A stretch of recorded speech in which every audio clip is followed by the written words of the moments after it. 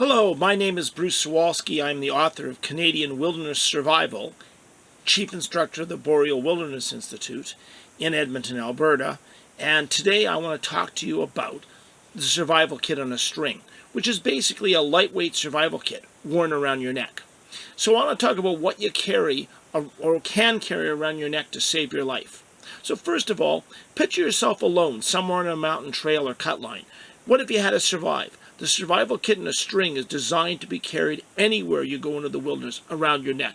It's basically the 24-hour-a-day, 7-day-a-week survival kit. Always carrying critical items for a survival kit means that survival is easy, not tough. What I like to always teach my students whenever I have courses, what I have in my book, is talking about survival without the misery. These are the kind of items that will mean you won't be miserable when you're stranded. Instead, you'll be an awful lot happier. And again, a few simple, well-chosen items can make a real difference. So what I'm going to do is I'm going to break down these items, the 5 major items and some of the small items that I have in the survival kit, one at a time.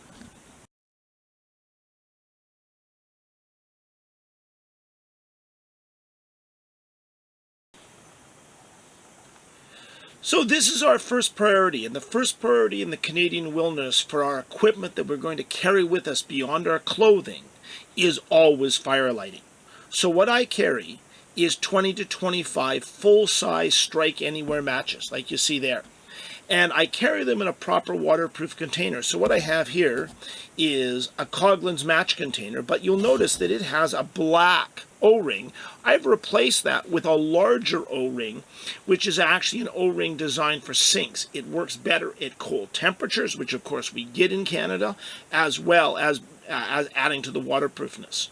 Along with that, I've done 2 things to help out. The first one is that you see inside there is actually a piece of rough sandpaper like that. That rough sandpaper, I double-checked to make sure it will actually let me strike the matches. And because they're Strike Anywhere matches, and there's always a possibility if they're shaken very badly, that they might actually light up, I have a piece of tinder, and this tinder is just basically a cotton ball. It's the standard, most easiest to carry around tinder. And I use that instead of the better tinder I'll talk about in a moment, because that piece won't get any remnant of its of the oil and or wax on the sandpaper. My second priority is a backup fire lighting method, and for that case I use a striker. And what I carry is a good quality Swedish Fire Steel striker, and I carry the larger size, or the 2.0 version, which is their Army version. In my books, the integrated whistle is complete junk, and I don't care, but these strikers are really, really good, high quality, and they will produce a huge amount of sparks. One of the reasons the striker works so well is I've actually worn the striker down and used the striker. So that means you have to practice with this striker if you want it to work. And it really does work well. It is an excellent striker. Don't take chances with cheap alternatives, and make sure that you keep it clean, as the actual metal will degenerate over time if you do not keep it clean. The third is tinder. I like to have some fire lighting aids and tinder along with me to make sure in really poor conditions I can light a fire. I don't like to take chances. So what I do is I have a small old earplug container, and these earplug containers can take 4 pieces of tinder. The tinder I take is cotton balls soaked in a mixture of paraffin wax and kerosene.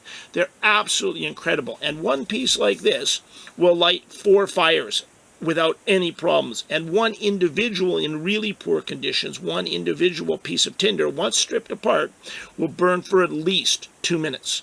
It's an incredible thing. If you know you need 20 seconds of steady flame to get a fire going, a quarter of that will do. But in extreme conditions with really, really, really wet materials around you, this extra piece of tinder is a guaranteed firelight. And you have no problem lighting it with a lighter, matches, or your striker.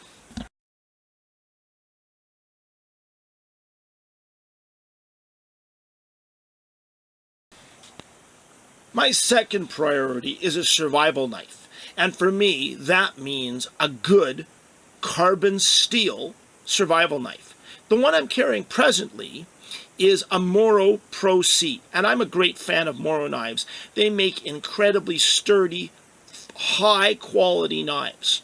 This knife, it would be considered in the Moro world of knives as a medium weight knife. So it's a little bit stronger and a little bit heavier than the standard Moro 511. It's of course carbon steel, razor sharp, can be kept sharp using emery cloth, and as all their knives, it has a good flat top so you can pound with a baton in any conditions, temperature, or weather.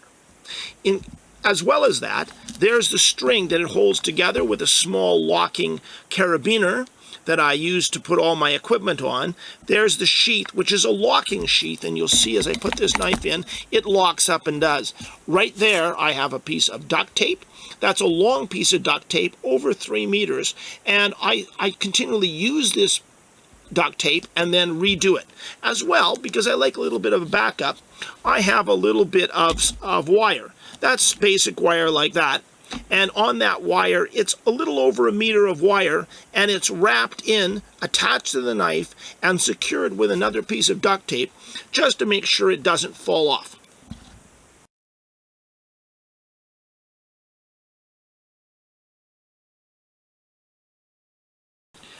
My third priority in this survival kit is signaling, and for that, I carry a plastic peeless whistle. This whistle is a Fox 40 Micro, and it's a compact, flat design. It has a small ring on it to attach to the carabiner. It's an excellent whistle. It's got 110 decibels of sound. It will go at least 10 times the distance of the human voice for less than 10% of the effort. It's an excellent whistle. It works really, really, really well. And I carry it there, so I always have it around my neck if I need to use it.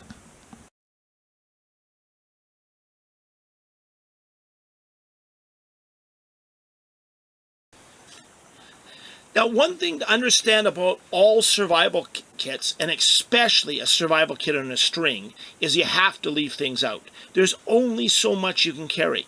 I, of course, concentrated on fire. I added an incredible knife, a little bit of extra material, and a decent whistle. So there it is. It's a survival kit on a string.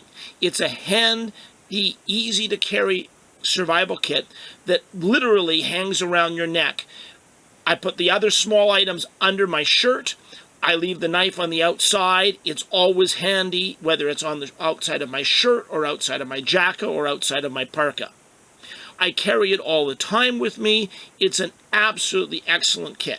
Over the years, I've gone through a few versions of it. This one I've redone just this year. But in the end, I've been taking a survival kit like this around my neck for over 30 years. It's an absolutely great survival kit. It'll save your life in the wilderness if you're willing to carry it and take it all the time. Thank you for listening to this video, and again, my name is Bruce Sawalski. I'm the author of Canadian Wilderness Survival, the chief instructor of the Boreal Wilderness Institute, a small outdoor education company in Edmonton, Alberta, specializing in teaching modern wilderness survival, wildlife awareness, and wilderness navigation right across western, northern, and central Canada. Thank you very much. I hope you've enjoyed this video.